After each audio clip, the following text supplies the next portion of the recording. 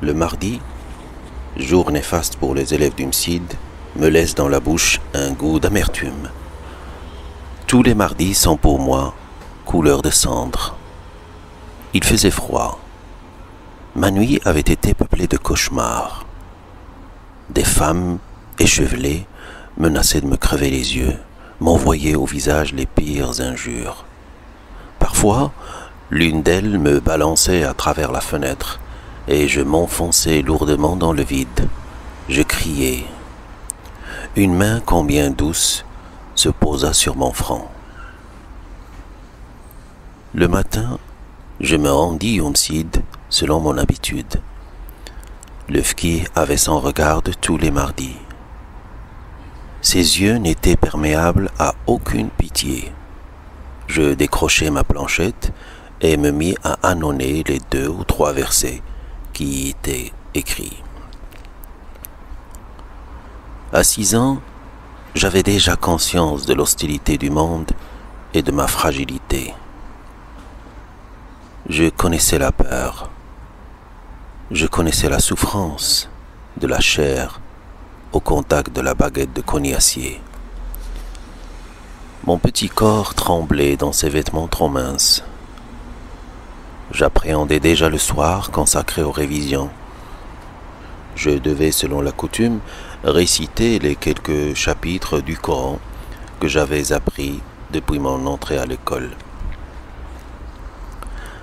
À l'heure du déjeuner, le maître me fit signe de partir. J'accrochai ma planchette, j'enfilai mes babouches qui m'attendaient à la porte du MSID et je traversai la rue. Ma mère me reçut assez froidement. Elle souffrait d'une terrible migraine. Pour enrayer le mal, elle avait les tempes garnies de rondelles de papier bleu copieusement enduites de colle de farine. Le déjeuner fut improvisé et la bouilloire, sur son brasero, entama timidement sa chanson. Lalla Aïcha, une ancienne voisine, vint nous rendre visite. Ma mère la reçut en se plaignant de ses maux tant physiques que moraux. Elle affectait une voix faible de convalescente, s'étendait sur les souffrances de telle partie de son corps, serrait violemment des 2 mains sa tête empaquetée dans un foulard. Lalla Aïcha lui prodigua toutes sortes de conseils, lui indiqua un fki dans un quartier éloigné dont les talismans faisaient miracle. Je me tenais timide et silencieux dans mon coin. La visiteuse remarqua la pâleur de mon visage. « Qu'a-t-il ton fils ?» demanda-t-elle, et ma mère de répondre « Les yeux du monde sont si mauvais. Le regard des envieux a éteint l'éclat de ce visage qui évoquait un bouquet de roses. Te souviens-tu de ses joues qui suaient le carmin et de ses yeux aux longs cils noirs comme les ailes du corbeau? Dieu est mon mandataire, sa vengeance sera terrible. » « Je peux te donner un conseil, dit Lalla Aïcha.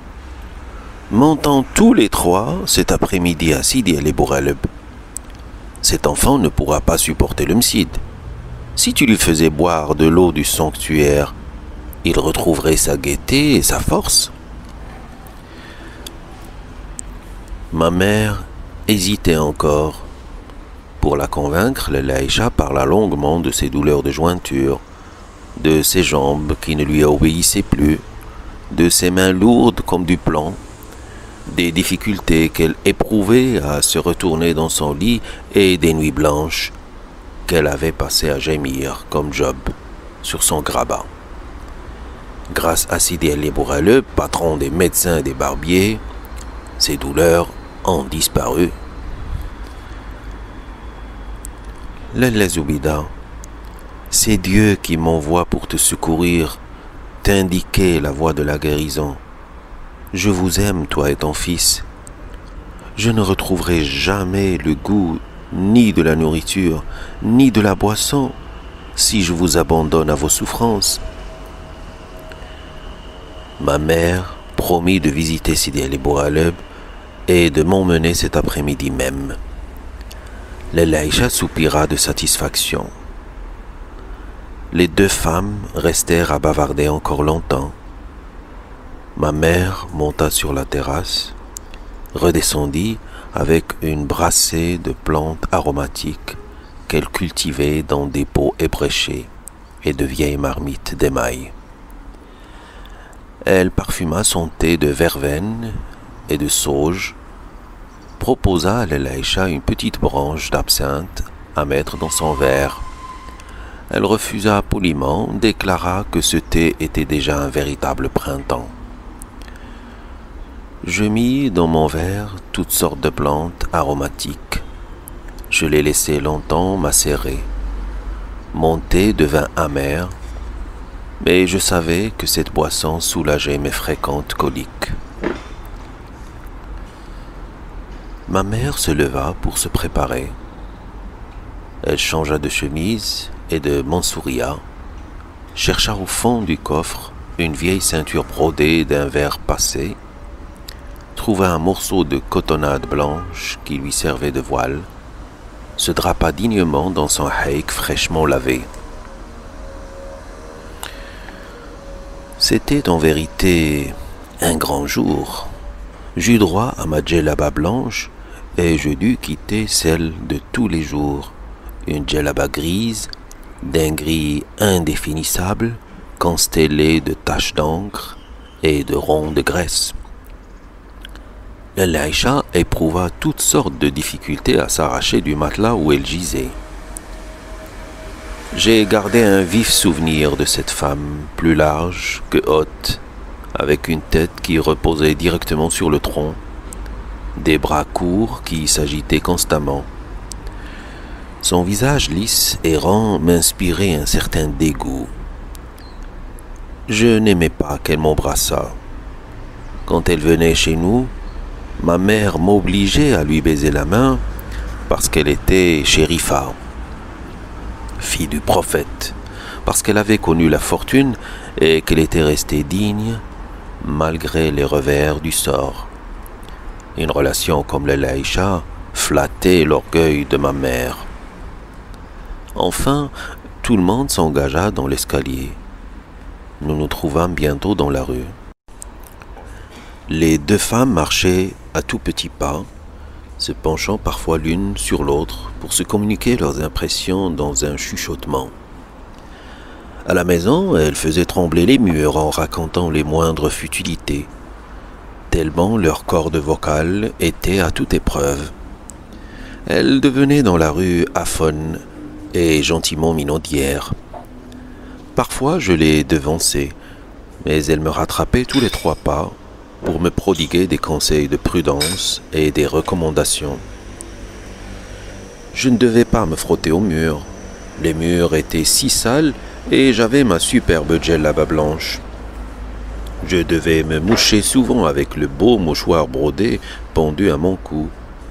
Je devais de même m'écarter des ânes, ne jamais être derrière eux car ils pouvaient ruer et jamais devant car ils prenaient un malin plaisir à mordre les petits enfants.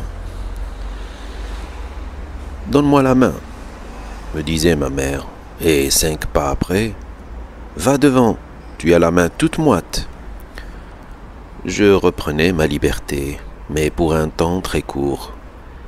Lella Aïcha se proposait de me guider dans la cohue. Elle marchait lentement et tenait beaucoup de volume. Un embouteillage ne tardait pas à se former. Les passants nous lançaient toutes sortes de remarques déplaisantes, mais finissaient par se porter à notre secours. Des bras inconnus me soulevaient du sol, me faisaient passer par-dessus les têtes, et je me trouvais finalement dans un espace libre. J'attendais un bon moment avant de voir surgir de la foule les 2 haïks immaculés. La scène se renouvela plusieurs fois durant ce voyage. Nous traversâmes des rues sans nom ni visage particulier.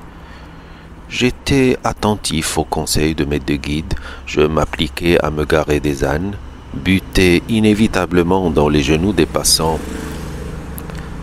Chaque fois que j'évitais un obstacle, il s'en présentait un autre. Nous arrivâmes enfin au cimetière qui s'étend aux abords de Sidi Ali Bouraleb. J'esquissais un timide pas d'allégresse. Les tombes couvertes de soucis rougeoyaient au soleil. Ça et là, des marchands trônaient derrière leurs pyramides d'anges. On entendait les coups de tambourin d'un chanteur populaire et la clochette du marchand d'eau. Sur la petite place, des campagnards vendaient du bois pour la lessive, des braseros de terre cuite, des plats pour cuire des galettes. Les éventaires des marchands de sucreries attiraient mon regard. On y voyait exposés des coques et des poussins en sucre jaune ornementés de filets roses, des théières transparentes, de minuscules babouches et des soufflets.